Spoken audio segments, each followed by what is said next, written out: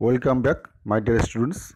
Welcome back to my online building material and construction classes. This is my 15th lecture and probably the last lecture of this unit. Okay.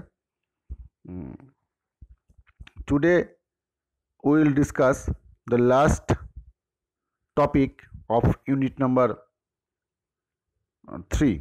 Okay. Today we will discuss about scaffolding and shoring. Okay, today we'll discuss scaffolding and shoring. First of all, we have to know the definition of scaffolding. What is scaffolding? এটা যদি বাংলাতে বলা হয় এটাকে বাংলা কিন্তু বলে কিন্তু ভাড়া বা মাচা। Okay, this is a temporary structures. Okay, this is a temporary structures. Scaffolding is a temporary structures which is provided to support platform for workmen, structural material and appliances. Appliances means tools and plants. মেশনদের use করার যে যন্ত্রপাতি সেগুলো থাকতে পারে, সেগুলো required to keep in place during construction at raised height. Raised heights means normally more than 1.5 metre. Okay, this is called scaffolding. তার মানে স্ক্যাফোল্ডিং প্রয়োজন হয় নর্মালি যখন height of work is more than 1.5 metre. Okay, তখনই কিন্তু আমাদের প্রয়োজন হয় হচ্ছে স্ক্যাফোল্ডিং. এই ছবিটা দেখতে হচ্ছে আমরা, এটা হচ্ছে ভাড়া বা মাচা. প্ল্যাটফর্ম তৈরি করা হচ্ছে, উপরে প্ল্যাটফর্মে রেখে মালপত্র রেখে বা যন্ত্রপাতি রেখে যাতে লেবার মিস্ত্রিরা আবার কাজ করতে পারে. Okay, now applications of scaffolding. Scaffolding কোথায় কোথায় কাজে লাগে বা কী কাজ করে? Actually this is used to support the working platforms where masons can stand and carry their duties such as plastering, brickwork, or bricklaying or painting, whatever it may be. অনেক কাজ হতে পারে, এছাড়াও অনেক কাজ হতে পারে. ওকে, next, scaffolding is also provided where demolition or maintenance work of the building has to be carried out. ওকে, তাহলে শুধুমাত্র বিল্ডিংয়ে কাজ করার জন্যই নয়, বিল্ডিংয়ে কাজকর্ম করা ছাড়াও যখন ডেমোলিশন ওয়ার্ক করতে হয় বা অন্য কিছু করতে হয় সেসব ক্ষেত্রেও কিন্তু আমাদের এটা করা হতে পারে. Okay, now will discuss about the working principles of scaffoldings. Okay, বা যখন স্ক্যাফোল্ডিং আমরা তৈরি করব তখন আমাদের কিছু জিনিস মাথায় রাখতে হবে. তাহলে প্রথমেই এই কম্পোনেন্টস পার্টসগুলো আমরা জেনে নিই. স্ক্যাফোল্ডিং তোরা নর্মালি আমার চারিদিকে যেগুলো দেখি সেগুলো আমরা কী দেখি বা আমরা স্ক্যাফোল্ডিং বলতে কী বুঝি? চারিদিকে যা দেখি তাতে করে আমরা দেখি মিস্ত্রিরা যখন কোনো ব্রিক ওয়ার্ক বা কোনো কাজ হাতের নাগালের বাইরে চলে যায়, হাতের হাইটের বাইরে চলে যায়, তখন তারা নর্মালি কী করে? তারা বাঁশ ভার্টিক্যালি খাড়া করে দেয় ব্যাম্বো, তারপরে একটা বাঁশের মাচা দিয়ে দেয়, তারপরে দাঁড়িয়ে দাঁড়িয়ে মিস্ত্রিরা কাজ করে বা মালপত্র রাখে. ওকে, এটাই আমরা দেখি. বাট চিন্তা করতে যখন হাই রাইজ বিল্ডিং হয় তখন কি এই পদ্ধতিতে কাজ করতে পারবে মিস্ত্রিরা? এরকম বাঁশ বেঁধে তারপর মাচা দিয়ে পারবে না. তার জন্য শক্তপোক্ত স্ক্যাফোল্ডিং দরকার. সেইগুলো একটু একটু করে আমরা জানবো. হ্যাঁ, first, when the height above floor level exceeds 1.5 metre, যেটা একটু আগে আমরা জানলাম, 1.5 মিটারের বেশি হলে স্ক্যাফোল্ডিং কাজে লাগবে. A temporary structures usually of timber, not only timber, it can also be steel and other material also, is erected close to the work to provide a safe working platform for the workers and to provide a limited space for the storage of plant and building materials. Okay, this temporary framework is known as a scaffolding. তাহলে scaffolding definition আমরা জানলাম. Scaffolding কি জিনিস? Now it is useful in construction, not only construction, it is also used in demolition, maintenance and repairs. Now components parts.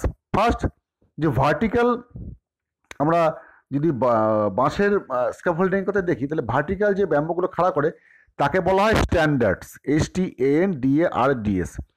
These are the vertical members of the framework and they are either supported on the ground on drums or embedded into the ground.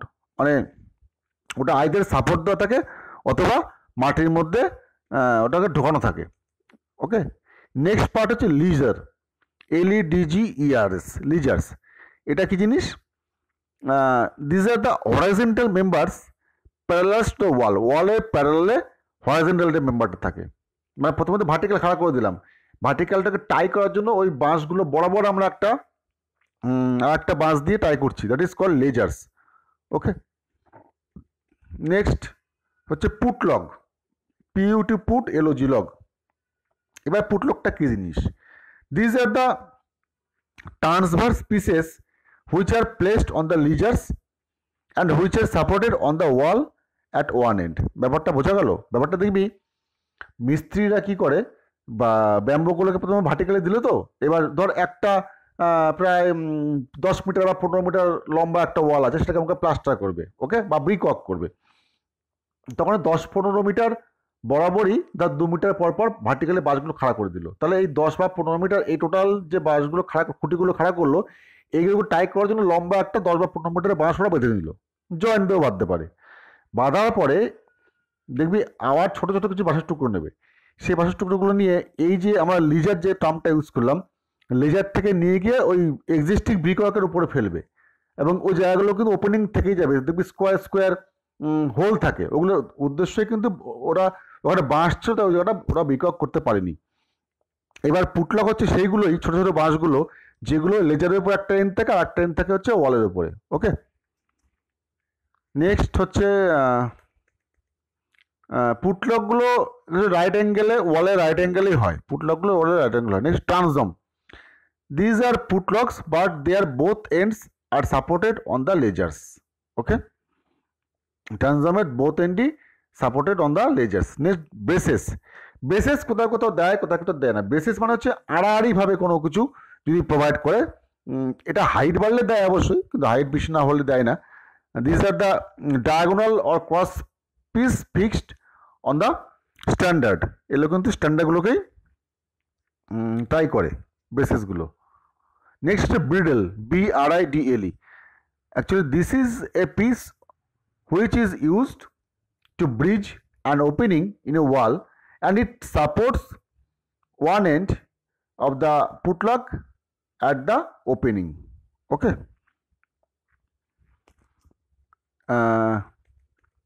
Next হচ্ছে guardrail. Guardrail মানে যখন height বেড়ে যায় তখন আমরা কিন্তু প্ল্যাটফর্মটার উপরে যেটার উপর দাঁড়িয়ে মানুষ কাজ করছে বা মালপত্র রাখছে সেটাকে কিন্তু আমরা গার্ডরেল দিয়ে ঘিরে দিই, আদারওয়াইজ হাইট বেড়ে গেলে কিন্তু পড়ে যাওয়ার চান্স থাকে, সেক্ষেত্রে কিন্তু গার্ডরেল দিয়ে দিতে হয়। This is a rail provided like a ledger at the working level. Okay, তাহলে আর লাস্ট হচ্ছে কি টো বোর্ড। টো বোর্ডটা কি?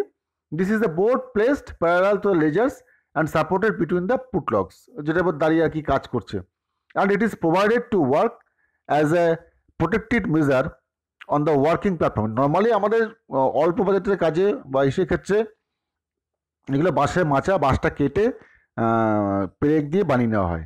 লাস্টলি হচ্ছে র্যাকার, RACKER। This is an inclined support, এগুলো কখনো কখনো দেওয়া হয়, কখনো কখনো নাও দেওয়া হতে পারে। ওকে, নেক্সট আমরা ডিসকাস করবো হচ্ছে টাইপস অফ স্ক্যাফোল্ডিং। কী কী টাইপ হতে পারে? সিঙ্গেল স্ক্যাফোল্ডিং হতে পারে, আর ব্রিকলেয়ার স্ক্যাফোল্ডিং, এটা একই জিনিস। নেক্সট ডাবল স্ক্যাফোল্ডিং হতে পারে, আর ম্যাশন স্ক্যাফোল্ডিং হতে পারে।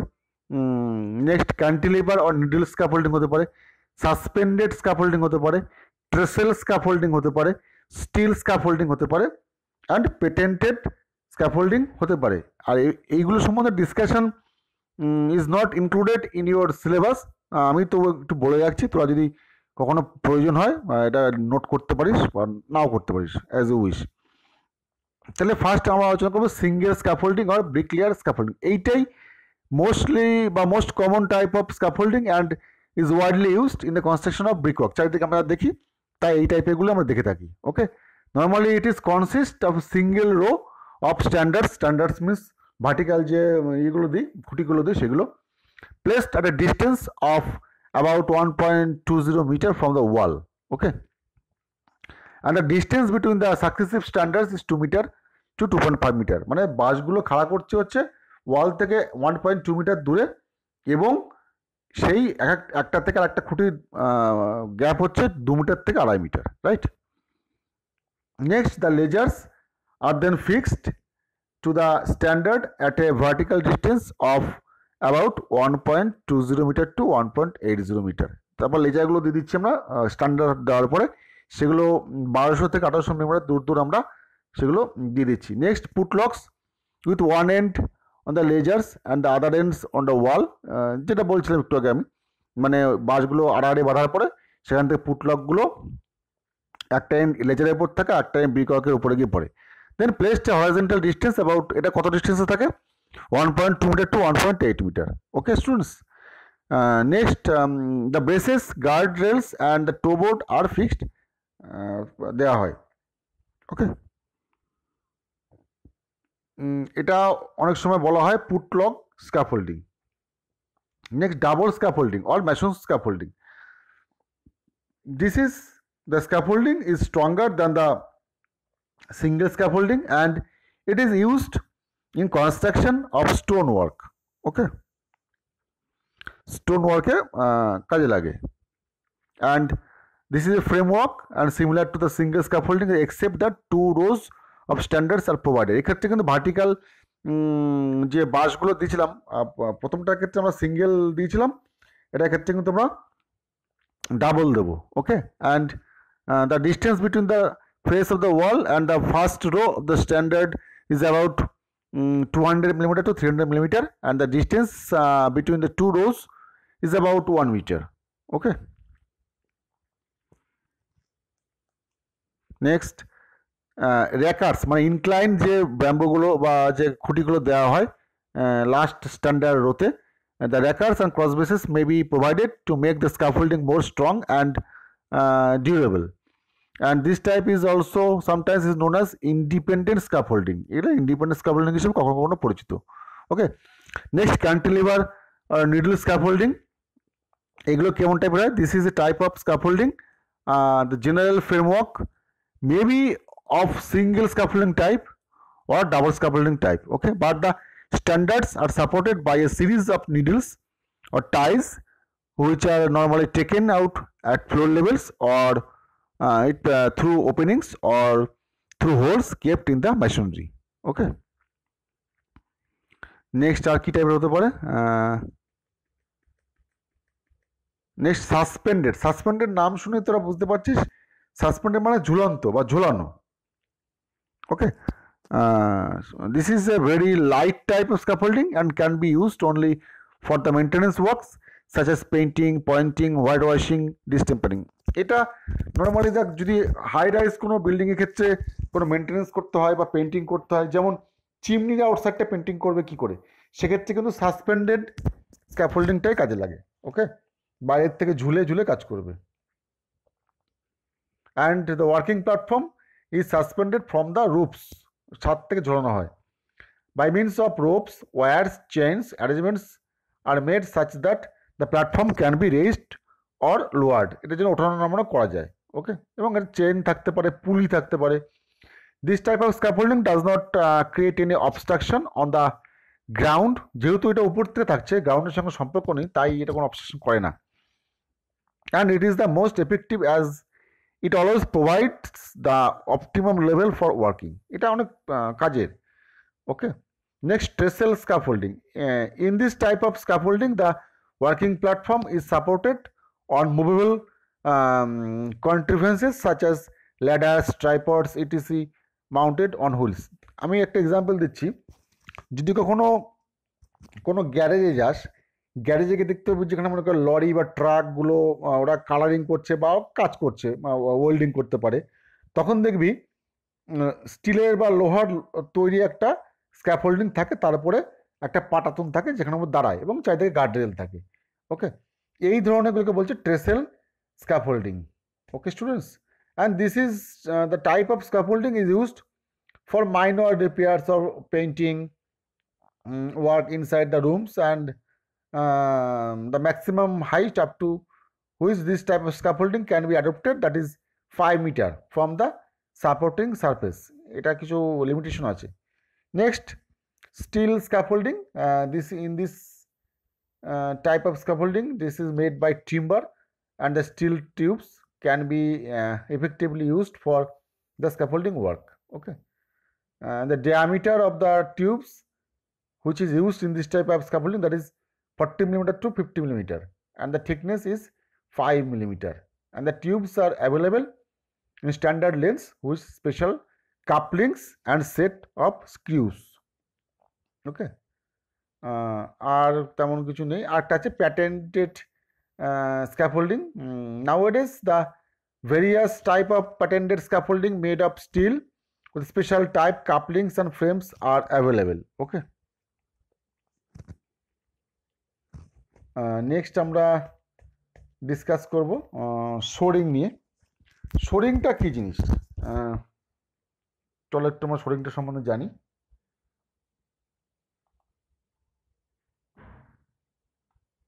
শোরিং, construction of temporary structures to support an unsafe structures is called shoring.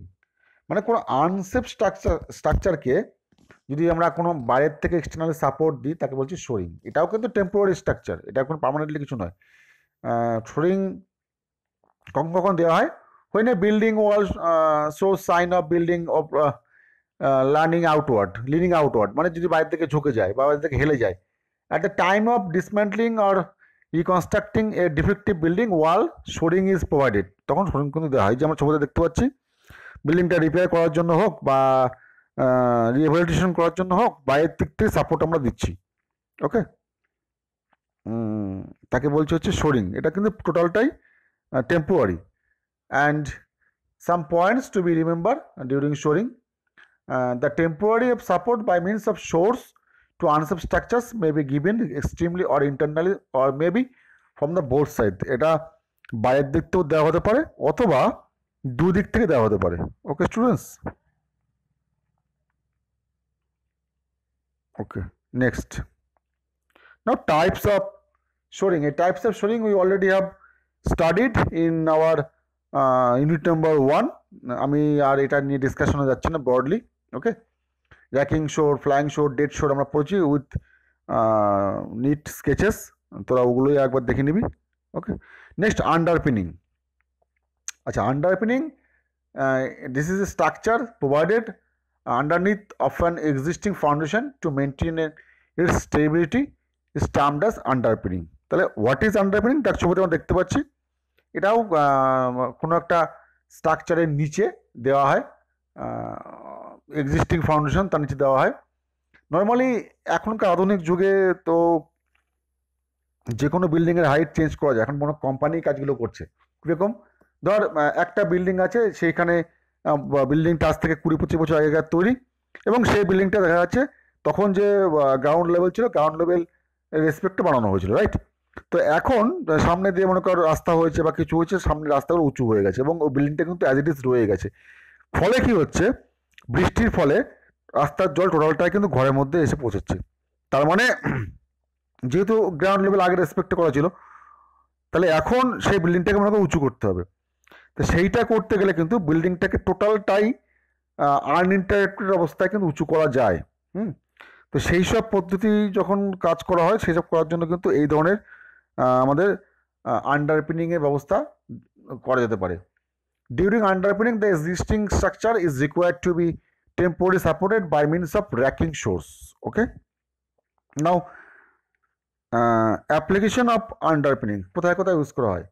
When defective foundations of walls is to be replaced with new foundations, or when existing foundations of walls is required to be strengthened to enable to carry more loads. এইসব ক্ষেত্রে কিন্তু দেওয়া হয়। ওকে, কিছু points to be remember while underpinning, সেগুলো কি কি?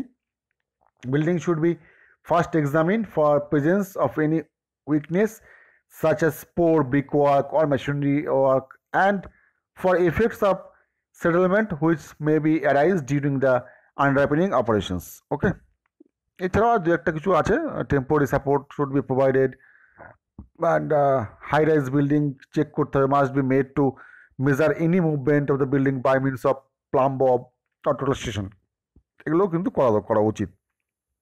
Next, types of আন্ডারপিনিং।